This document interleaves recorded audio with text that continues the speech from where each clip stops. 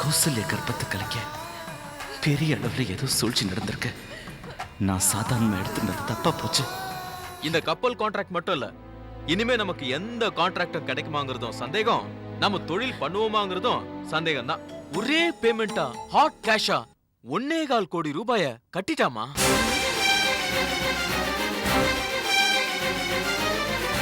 மணி, இனிமே நீங்க எதையுமே என்கிட்ட இருந்து மறைக்கவே முடியாது. எல்லா விவரங்களும் எனக்கு தெரிஞ்சு போச்சு. கௌசல்யா கர்ப்பத்தால அப்பா உயிருக்கு ஆபத்துன்னு பணம் கொடுத்து ஒரு ஜோசியரை அம்மாண்ட போய் சொல்ல சொன்னீங்கல்ல,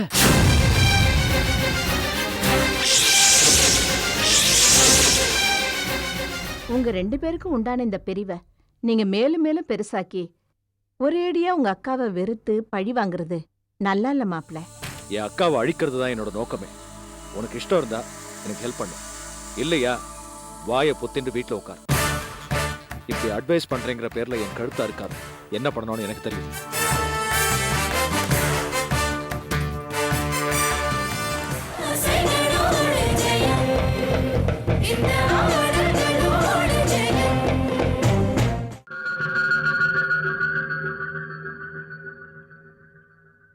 சுரேஷுக்கு ஒரு வாரிசு வரணும். அந்த வாரிசு நானும் நீங்களும் தூக்கி கொஞ்சணும்னு நேக்கு ஆசை உண்டு. நேக்கு ஆசை உண்டு.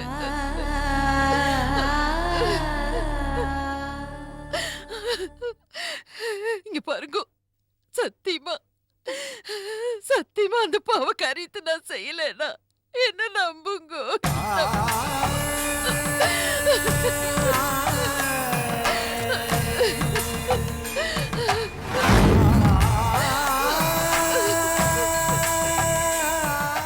கௌசல்ய கர்ப்பத்தை கலைக்க பெரிய அளவில் ஏதோ சூழ்ச்சி நடந்திருக்கு.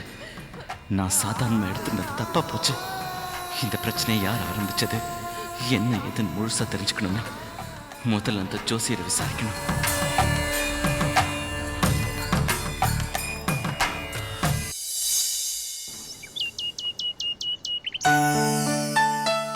பத்மா, ஸ்ரீவத்சன் இப்ப எடுக்க போயிருக்கிற கான்ட்ராக்ட் மட்டும் நமக்கு கிடைச்சதுன்னு வச்சுக்கோயே, நிறைய லாபம் கிடைக்கும்டி. ஸ்ரீ ரொம்ப கெட்டிக்காரன், கான்ட்ராக்டை எப்படி எடுத்துருவான். ஆமாமா, என் ஆத்துக்காரர் முன்னாடி மாதிரி இல்ல. Company details A to Z finger டிப்ல வச்சுட்டு இருக்காரு. ரொம்ப கெட்டிக்காரத்தனமா ஆயிட்டார். இந்த கான்ட்ராக்ட் கண்டிப்பா நமக்கு தான் கிடைக்க போகுது. நீங்க வேணா பாருமா.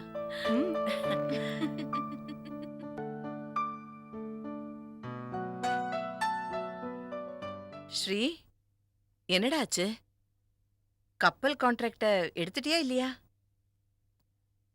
என்னடா ஏன்டா பேசாம இருக்க? என்ன ஆச்சு? இல்லம்மா, அந்த கப்பல் கான்ட்ராக்ட் எனக்கு கிடைக்கல. இந்த கப்பல் கான்ட்ராக்ட் மட்டும் இல்ல, இனிமே நமக்கு எந்த கான்ட்ராக்டும் கிடைக்குமாங்கிறதும் சந்தேகம், நம்ம தொழில் பண்ணுவோமாங்கிறதும் சந்தேகம் தான். ஏண்டா என்னாச்சு? அதான் இருக்கானே, நீ ஆசாசியா வளர்த்திய என் மாமன்.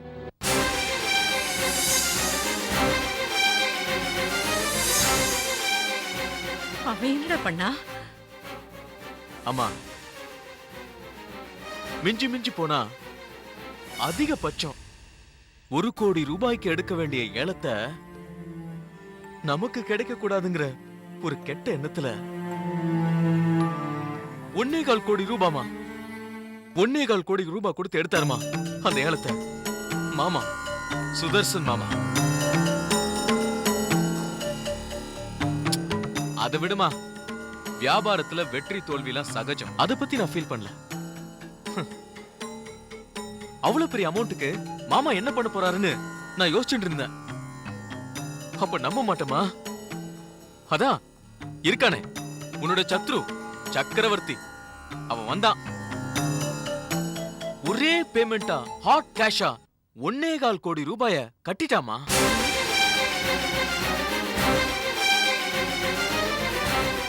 போனா போகட்டும், வியாபாரத்துல இதெல்லாம் சகஜம், அப் அண்ட் டவுன்ஸ் அப்படின்னு நினைச்சுட்டு இருந்தேன்.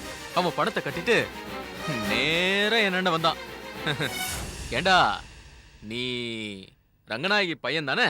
உங்க அம்மாண்ட சொல்லு, இது உங்க வீட்டுக்கு விழுந்த முதல் அடி.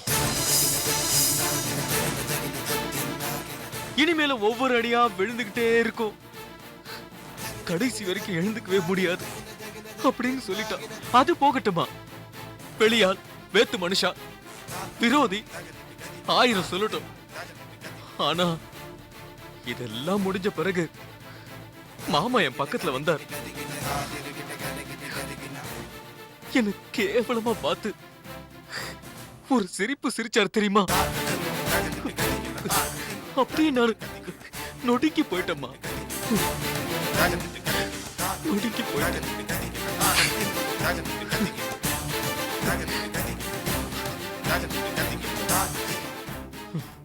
அம்மா, அழிவு பாதையில இறங்க ஆரம்பிச்சிட்டாரு மாமா. இனிமே அந்த பெருமாளால கூட அவரை காப்பாற்ற முடியாது. அவராவே பட்டு திருந்தினாதான் உண்டு.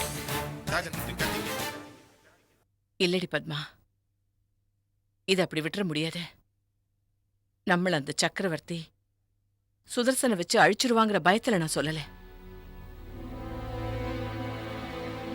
சுதர்சனை சக்கரவர்த்தி கிட்ட இருந்து காப்பாத்தி ஆகணும். அதுக்காகவாவது நாம ஏதாவது செஞ்சாகணும். அம்மா, நீங்க கவலைப்படாதீங்க. அந்த சக்கரவர்த்தியை விட்டா போறோம், இந்த ஊரை விட்டே ஓடிடுறேன்னு நான் சொல்ல வைக்கிறேன். இதுவரைக்கும் உங்க கூட தான் அவன் மோதி இருக்கான். உங்க பலம் பலவீனம் அவனுக்கு நன்னாவே தெரியும். ஆனா இந்த பத்மா யாருன்னு அவனுக்கு தெரியாது. உங்களை ஈஸியா தோக்கடிச்சிடலான்னு அவன் நினைக்கிறான். ஆனா உங்களுக்கு பின்னாடி இந்த பத்மா இருக்கான்னு அவனுக்கு தெரியாது. புரிய வைப்பேன், கண்டிப்பா அவனுக்கு புரிய வைப்பேன். ரங்கநாயகி குடும்பத்தோட மோதனா என்ன நடக்கும்னு அவனுக்கு புரிய வைக்கிறேன். ஆமா.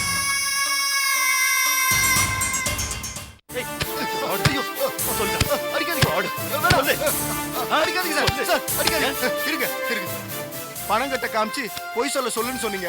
நான் சொல்றேன்னு சொன்னேன். பணம் கொடுத்து எது வேணா சொல்லுவியா? சொல்லுவியா? என்ன விட்டுருங்க சார். சார், ஏய், எனக்கு ஒண்ணு புரிஞ்சிடுது. நீ பணத்தை வாங்கிட்டு தப்பு தப்பா பொய் சொல்லி பணம் சம்பாதிக்கிறத வழக்கமா வச்சுட்டு இருக்கல. சார் சார் அடிக்காதீங்க. எதுவா இருந்தாலும் கேளுங்க, நான் சொல்றேன். சொல்லு. அடிக்காதீங்க, என்னால தாங்க முடியாது. நிறுத்துறா, அழுகி நிறுத்துறா. 4 நாளைக்கு முன்னாடி உங்ககிட்ட சௌந்தர்யா அலமேல் 2 பேரும் வந்தாங்கல்ல ஜோசியம் பாக்கிறதுக்கு, ஞாபகம் இருக்கா? நல்ல ஞாபகம் இருக்கு.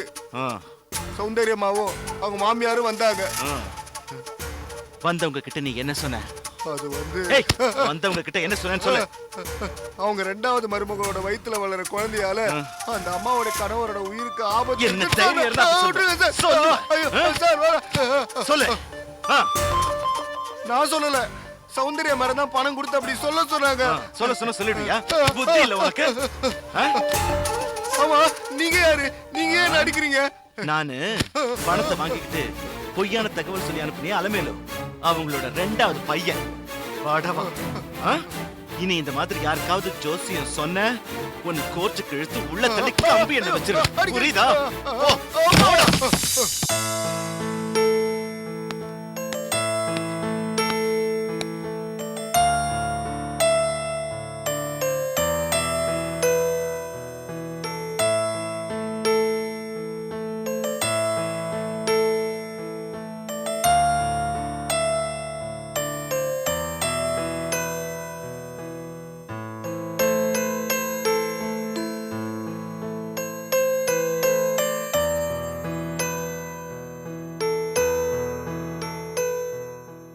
என்னம்மா, வயித்துல ஏதாவது வலி இருக்கா?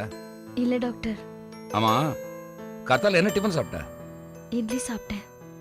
சாப்பிட்ட உடனே வாமிட்டிங் சென்சேஷன் ஏதாவது இருந்ததா? இல்ல doctor. Good, very good. By God's grace you are all right. 2 நாள் மெடிசன் தானே, எடுத்துக்கோ, எல்லாம் சரியாயிடும். ஓகே? அம்மா, கௌசி, நோக்கு என்னம்மா ஆச்சு? உன்னை ஹாஸ்பிட்டல் அட்மிட் பண்ணிருக்காங்கன்னு சொன்ன உடனே நான் பதறி போயிட்டேம்மா. ஆமா, இப்ப எப்படிமா இருக்கு? இப்ப பரவாயில்லப்பா. கௌசி, என்னம்மா ஆச்சு? ஹாஸ்பிட்டல் இப்படி வந்து அட்மிட் ஆகிக்கிறியே, என்னடா Gopal?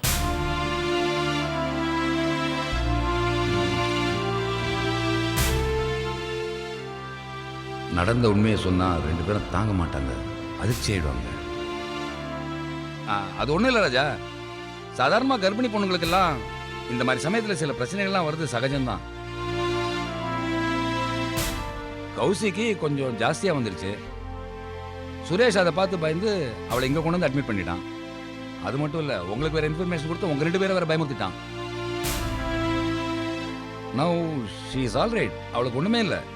Kousi is all right. அப்பா, ஆத்துல சீதாவும் வைஷ்ணவி அக்காவும் எப்படிப்பா இருக்காங்க? எல்லாரும் நன்னா இருக்காங்கம்மா. நான் கோயிலில் இருக்கிறச்சே விஷயத்தை கேள்விப்பட்டு உன்னை பார்க்கறதுக்காக ஓடி வந்துட்டம்மா. நான் ஆத்துக்கு போன உடனே வைஷ்ணவியும் சீதாவையும் அனுப்பி வைக்கிறேம்மா. கௌசல்யா, உன் உடம்ப ரொம்ப பத்திரமா பார்த்துக்கணுமா. உன் வீட்டில் வசதி ஏதாவது குறைஞ்சதுன்னா என் வீட்டுக்கு வந்துடுங்க. இல்லை அப்படி உன் வீட்டில் ஏதாவது வசதி பண்ணணும்னா சொல்லு, நான் பண்ணி தரேன். இதப்பா, உனக்கும் உன் குழந்தைக்கும் எதுவுமே ஆயிடக்கூடாதுமா. ஏதாவது ஆயிடுச்சுன்னா என்னால தாங்கிக்க முடியாதுமா. முதல்ல நீ இங்கேருந்து கிளம்பு. இந்த பார், நீ இங்க இருந்த சென்டிமெண்ட்டாக ஏதாவது பேசி கௌசி அழ வச்சுக்கிட்டே இருப்ப. கௌசியை பார்த்துக்க அவங்க அப்பா இருப்பாரு. வா, நம்ம 2 பேரும் கேண்டீன்ல போய் சூடாக ஒரு கப் காஃபி சாப்பிட்டு வரலாம். வா வாடா ப்ளீஸ், கமான். ஏய் அம்மாடி வாடா, அவங்க அப்பா பார்த்துப்பாரு. வாடா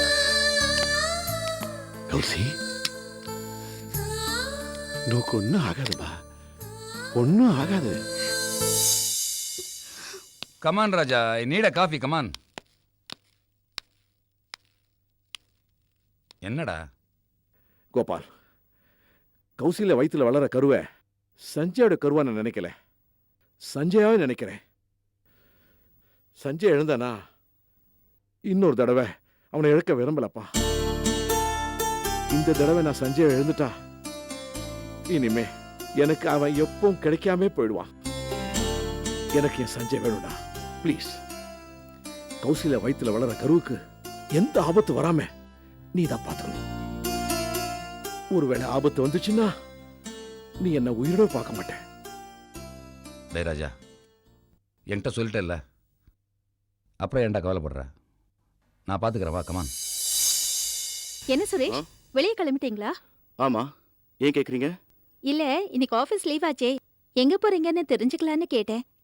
ஏன்னா நான் எங்க அப்பா வீட்டுக்கு போறேன், போற வழியில உங்களை ட்ராப் பண்ணலாமேன்னு கேட்டேன். பரவாயில்ல மணி, நீங்க போங்க.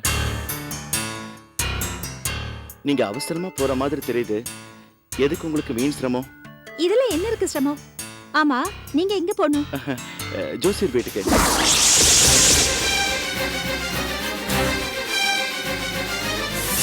ஜோசியர் வீட்டுக்கா? அவர் வீடு எங்க இருக்கு? பணம் கொடுத்தா அவர் என்ன பொய் சொல்ல சொன்னாலும் சொல்ற ஜோசியர் வீடு எங்க இருக்கோ அங்க என்ன அழைச்சிட்டு போறீங்களா?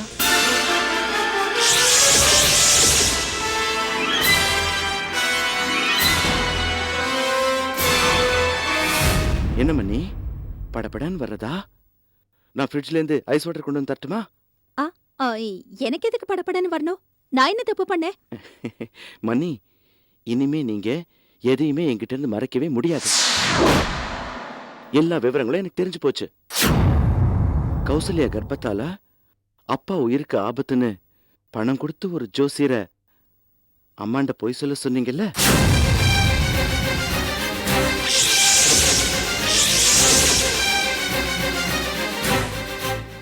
அவன் எல்லா விஷயத்தையும் என்கிட்ட சொல்லிட்டான்.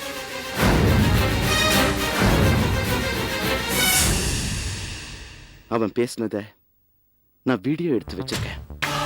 போலீஸ்ல இப்ப நான் உங்க மேல கம்ப்ளைண்ட் கொடுத்தா சீட்டிங் கேஸ்ல உங்களை உள்ள தள்ளிடுவாங்க. வீட்டுல இந்த விஷயத்த சொன்னா அண்ணா உங்களை ஆத்த விட்டு வெளியே துரத்திடுவான்.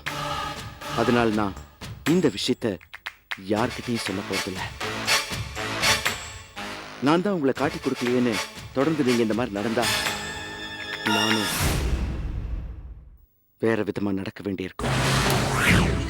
அது எப்படி மணி, ஒரு பொண்ணா இருந்துட்டு இன்னொரு பொண்ணோட கர்ப்பத்தை கலைக்கிறதுக்கு பால்ல மாத்திரை கலந்து தர்றதுக்கு உங்களுக்கு எப்படி மணி மனசு வந்தது? கௌசி குழந்தைய அழிச்சிடணும், நீக்கும் அவளுக்கும் பிரச்சனை வரணும். அவளை ஆத்த விட்டே துரத்தி அனுப்பிச்சிட்டு உங்க தங்க வந்தனாவை நீக்கு கல்யாணம் பண்ணி வைக்கணும். அதான மணி உங்க திட்டம். இன்னொரு முறை வந்தனா கல்யாணத்தை மனசுல வச்சுட்டு இப்படி நடந்தீங்கன்னா ஆத்த விட்டு துரத்தப்படுறது கௌசியா இருக்காது, நீங்களாத்தான் இருப்பீங்க. இதுதான் நான் உங்களுக்கு விடுற கடைசி எச்சரிக்கை.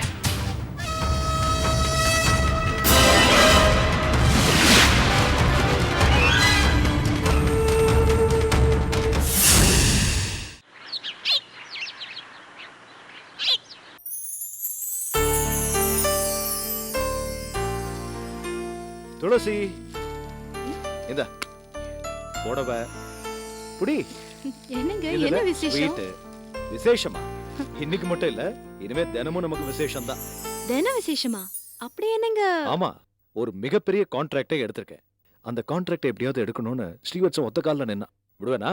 போட்டு எடுத்துட்டேன். சாதாரண கான்ட்ராக்ட் இல்ல, 1.25 கோடி கான்ட்ராக்ட் அது.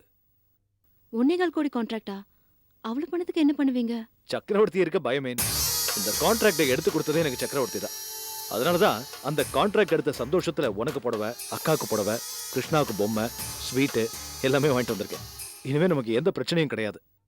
அப்பா எல்லா பொம்மையும் எனக்காப்பா? பின்ன எனக்கா வாங்கிட்டு வந்திருக்கேன். இந்தா. தேங்க்ஸ் பா. ஓ விளையாடு. கிருஷ்ணா கிருஷ்ணா இதை எடுத்துட்டு போய் உள்ள வச்சிடு. மாப்பிள்ள, நான் உங்க குடும்ப விஷயத்தை பத்தி பேசுறேன்னு நீங்க தப்பா நினைக்க கூடாது. இருந்தாலும் உங்களை விட வயசுல மூத்தவங்கிற முறையில உங்களுக்கு நல்லது கெட்டது சொல்றதுல தப்பு இல்லைன்னு தான் தோணுது.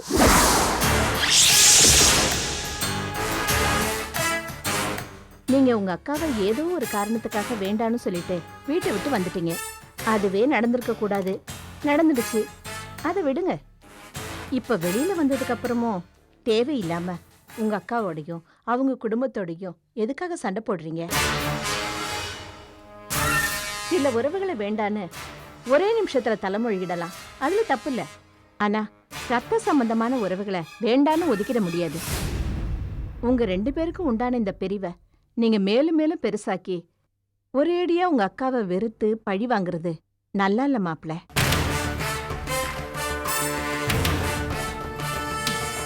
இப்ப நீங்க என்கிட்ட பேசின விஷயம் எல்லாம் அக்காவுக்கும் பொருந்தும் இல்ல? அவ என்ன வேண்டான்னு ஆத்த விட்டு துரத்தல. மாட்டு பொண்ணுதான் முக்கியம், தம்பி முக்கியம் இல்லைன்னு என்ன நடுத்தருவுல நிறுத்தல.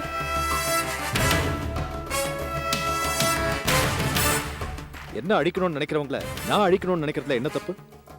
நெருப்புல மீறி வச்சா அது ஆத்த கொளுத்திரும்னு சொல்லுவான். மிச்சம் இல்லாம சுத்தமா ரங்கநாயகி குடும்பத்தை நான் அடிப்பேன். அது வரைக்கும் எனக்கு நிம்மதியே கிடையாது. ஏங்க இப்படி வெறி பிடிச்சு அலையறீங்க? உங்க அக்கா குடும்பத்தை அழிக்கிற அளவுக்கு அவங்க அப்படி என்னங்க துரோகம் பண்ணாங்க? நீங்க தான் அவங்களை விரோதையா நினைச்சு வீட்டை விட்டு வெளியே வந்துட்டீங்க. ஆனா அவங்க உங்க மேல எவ்வளவு பாசமா இருக்காங்கன்னு தெரியுமா? என் தம்பி வயிறு பசிச்சா கூட சாப்பாடு போடுன்னு கேட்க மாட்டான். நீயே அவனுக்கு நேரம் பார்த்து நல்ல சாப்பாடு போடு, நல்லா பாத்துக்கோன்னு சொல்லி என்னை பார்க்கும் போதெல்லாம் உங்க அக்கா சொல்லுவாங்க. அது உங்களுக்கு தெரியுமா? என் அக்கா பேசுறது பாசம்னு நினைக்கிறியா? எல்லாம் வேஷம். இதுவரைக்கும் அவளை நம்பி ஏமாந்தது போதும். இனிமே நான் ஏமாற தயாரா இல்லை. ஃபர்ஸ்ட் டைமா ஸ்ரீவத்சனை மண்ணை கவ வச்சேன். இனிமே அடிக்கடி அவன் தோக்க போறான். தொடர்ந்து தோல்வியை தாங்க முடியாம இந்த ரங்கநாயகி, பத்மா, ஸ்ரீவத்சன் அவமானம் தாங்காம ஊரை விட்டே ஓடி போகும். இந்த டெண்டர் எனக்கு கிடைச்ச முதல் வெற்றி. இனிமே எல்லாமே எனக்கு வெற்றி தான். நீங்க ஸ்ரீவத்சனை தோக்கடிச்சதுல எனக்கு எந்த வருத்தமும் இல்ல. ஆனா உங்க வெற்றிக்கு பின்னால அந்த சக்கரவர்த்தி இருக்கிறது தான் எனக்கு ரொம்ப பயமா இருக்கு. குரங்கு அப்பத்த பங்கு போட்டு கொடுத்த மாதிரி அந்த சக்கரவர்த்தி உங்க 2 பேரையும் அழிச்சிடுவான். அதை நினைச்சாதான் எனக்கு ரொம்ப பயமா இருக்கு. இது பார், நான் இப்படிதான் இருப்பேன். என் அக்காவை அழிக்கிறது தான் என்னோட நோக்கமே. உனக்கு இஷ்டம் இருந்தா எனக்கு ஹெல்ப் பண்ணு, இல்லையா வாயை பொத்திண்டு வீட்டுல உட்கார். இப்படி அட்வைஸ் பண்றேங்கிற பேர்ல என் கழுத்தா இருக்காது. என்ன பண்ணணும்னு எனக்கு தெரியும்.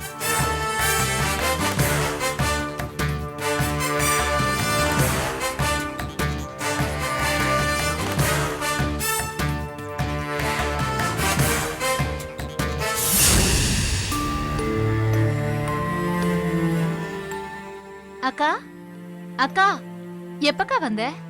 நான் இப்பதான் வந்தேன். அக்கா ஏதாவது சாப்பிடுறியா? வேண்டாம், பேசாம விடு. அக்கா ப்ளீஸ்க்கா ஏதாவது வந்துடும். பேசாம இரு சொல்றேன்ல. ஏன் இப்படி டிஸ்டர்ப் பண்ணிட்டே இருக்க? நானே கடுப்பாய் உட்கார்ந்துட்டு இருக்கேன். சௌந்தர்யா, எதுக்கு இந்த கோவம்? யார் மேலே இருக்கிற கோவத்தை ஏன் வந்து நம்மள காமிக்கிற? என்னதான் நடந்துச்சு? இன்னும் என்ன நடக்கணும்? எல்லாமே நடந்து முடிஞ்சிடுச்சு. இனிமே நடக்கிறதுக்கு எதுவுமே இல்ல. என்னம்மா சொல்ற? கௌசி கர்ப்பத்தை கலைக்கிற விஷயத்துல நம்ம பண்ணின எல்லா ரகசிய திட்டமும் அந்த சுரேஷ்க்கு தெரிஞ்சு போச்சு.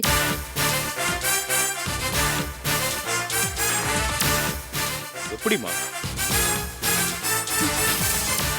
எப்படியா? அந்த ஜோசியரை தேடிட்டு போய் இந்த சுரேஷ் நல்லா உதைச்சிருக்கான். வலி தாங்க முடியாம அந்த லூசு ஜோசியரும் உண்மை எல்லாம் உளறி கொட்டிருக்கான்.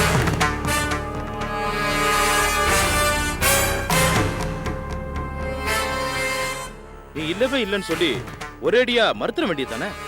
எப்படிப்பா? நான் எப்படி மறுக்க முடியும்? தெரிஞ்சு நெருப்புல கையை விட்டு சுட்டுக்கிட்ட மாதிரி ஆயிடுச்சு என் நிலைமை இப்போ. அக்கா அப்ப எனக்கு சுரேஷ் தான் கிடைக்கவே மாட்டாரா? ஏய், சுரேஷ் என்னடி பெரிய சுரேஷ்? அவனை விட நல்ல வசதியான 100 மடங்கு பெற்றான நல்ல மாப்பிளைய பார்த்து உன்னை கல்யாணம் பண்ணி வைக்கிறேன். ஆனா ஒண்ணு, உன்னை கல்யாணம் பண்ணிக்க மறுத்த சுரேஷ, என்ன அவமானப்படுத்தின சுரேஷ அந்த கௌசிக்கும் புருஷனா இருக்க விட மாட்டேன். என்னம்மா சொல்ற? அப்பா, நம்ம வந்தனாவுக்கு இல்லான ஆன அந்த சுரேஷ் கௌசிக்கும் இல்லாம போகணும். அவனை இனிமே நிம்மதியா வாழ விட மாட்டேன். இவ்வளவு நாளும் அவன் பார்த்த சௌந்தர்யம் வேற, இனிமே அவன் பார்க்க போற சௌந்தர்யம் வேற.